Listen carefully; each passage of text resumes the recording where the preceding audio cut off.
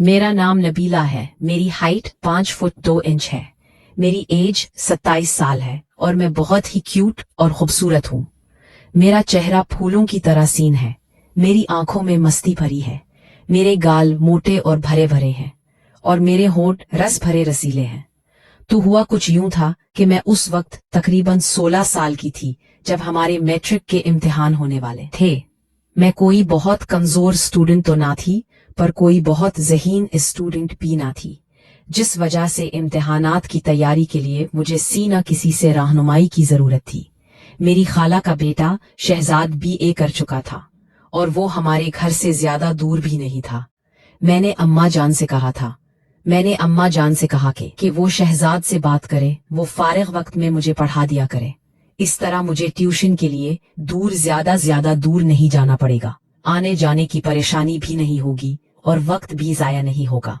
अम्मा उसी दिन शहजाद से बात कर आई और उन्होंने मुझे बताया कि उन्होंने शहजाद से बात कर ली है और वो हर शाम 7 बजे से 9 बजे तक आया करेगा मुझे पढ़ाने। उस दिन मैंने जल्दी तमाम काम निपटाए और अपनी किताबें लेकर ड्राइंग रूम में पढ़ने बैठ गई।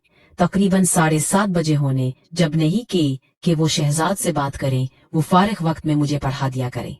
इस तरह मुझे ट्यूशन के लिए दूर ज्यादा नहीं 7 बजे होंगे जब शहजाद हमारे घर आए। शहजाद की उम्र उस वक्त 25 साल के करीब कहती थी और काफी वजीहा और हैंडसम शख्सियत के मालिक थे।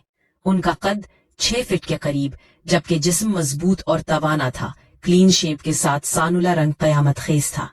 रस्मी सलाम दुआ के बाद मुझसे मुखातिब होते हुए बोले, अच्छा तो मेरी शागिर्द पढ़ाई के लिए तैयार है। मैंने भी सर हिलाते हुए कहा, जी वेरी गुड। ये बताओ इस बजीलत में खुद को ज्यादा कमजोर समझती हो?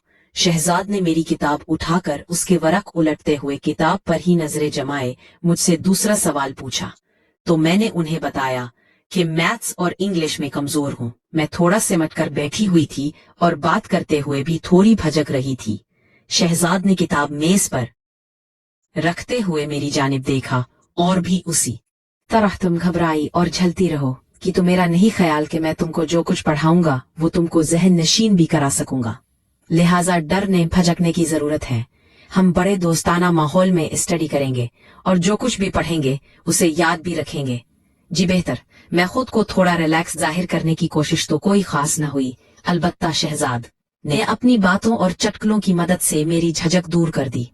मैं अब काफी रिलैक्स भी थी। यही वजह भी कि मैं शहजाद के चटकलों का जवाब भी चटकलों की सूरत ही दे रही थी। मेरा चंचलपन बेदार हो चुका था। शहजाद ने थोड़ी सीमित की मशक कराई और उल्फत से शुरू करने का कहकर घर के लिए उठे। अम्मा ने उन्हें रोक लिया कि चाय तो पीते जाएं। शहजाद भी चाय के लिए बैठ गए। चाय और थोड़ी गप शप के बाद शहजाद कल शाम 7 बजे आने का कहकर घर चले गए। तकरीबन 2 हफ्तों तक मामलात ऐसे ही चलते रहे। वो वक्त के खासे पाबंद थे, वक्त पर आते और अपना काम वक्त पर खत्म करके चले जाते। उनकी शख्सियत जाज़िब नजर तो से ही उनके पढ़ाने और समझाने का अंदाज भी खूब था। यही वजह थी कि मैं शहजाद की गर्विदा हो चुकी थी और उनसे काफी बेबी भी हो चली थी। उस दिन शहजाद मुझे मैथ की मशक करा रहे थे। जब अम्मा चाय ले आई, उन्होंने चाय मेज पर सी और बोली कि चाय पहले, कहकर वो वापस किचन में चली गई।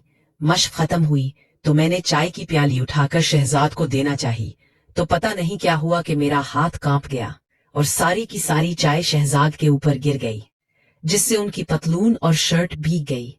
मेरे तो आसान खता हो गए। दौड़ती हुई गई और तौलिया उठा लाई। मैं बार बार शहजाद को सॉरी बोल रही थी और साथ ही साथ उनकी शर्ट को तौलिए से खुश्क करने की कोशिश कर रही थी। आप जले तो नहीं? मैंने मुसलसल तौलिया रगड़ते हुए पूछा। चाय से तो नहीं जला, लेकिन अब तुम जरूर जला डालोगी। मैं उनके इस जुमले को बिल्कुल भी ना समझी और उसी तरह तौलिए से उनकी शर्ट को खुश्क करने में लगी रही।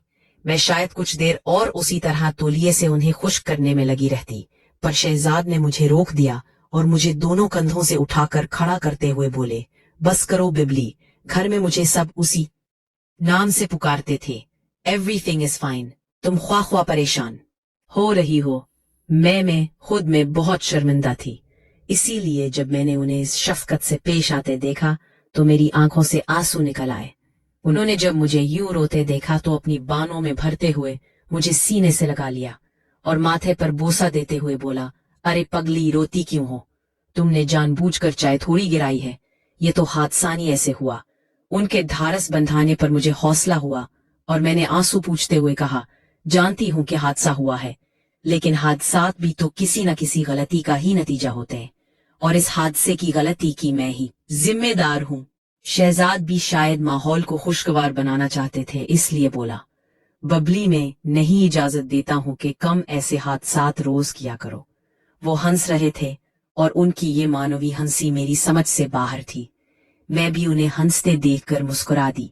शहजाद ने कहा, चलो वापस वहीं से शुरू करते हैं जहां पर हादसा हुआ था। ये कहते हुए उन्होंने मुझे अपनी बाहों के हीरे से आजाद कर दिया। मैंने वापस अपनी कुर्सी पर बैठकर किताब खोलना चाहा तो शहजाद ने कहा, आज का काम खत्म, शक्ल देखेंगे, मैं चलता। ओ, क्योंकि इस हालत में मैं तुम्हें कुछ नहीं पढ़ा पाऊंगा। शहजाद अपनी किस हालत के बारे में कह रहे थे मुझे कुछ पता ना चला।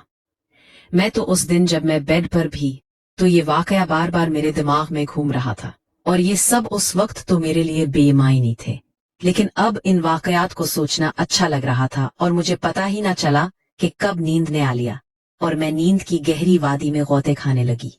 उस रात मैंने बारहा ख्वाब में शहजाद को देखा।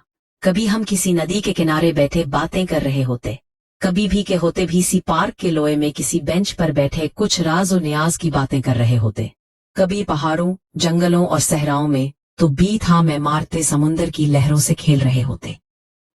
गरज उस रात मैंने और शहजाद ने मिलकर दुनिया जहान की सैर की। मैं उस दिन बहुत गहरी नींद, सुबह उठी तो मेरे ख्वाब का हर हर मंजर मेरे जहन में नक्श था। मैं बिस्तर से उठना ही नहीं चाह रही थी, मैं इन ख्वाबों की दुनिया से निकलना ही नहीं चाह रही थी। मुझे इल्म नहीं कि ऐसा क्यों था, पर जो भी था बहुत पर लुत्फ था। दूसरी शाम जब शहजाद हमारे घर पहुंचे तो मैं उसी वक्त नहा कर निकली थी। मेरे बाल गीले थे और उनसे अभी तक पानी टपक रहा था।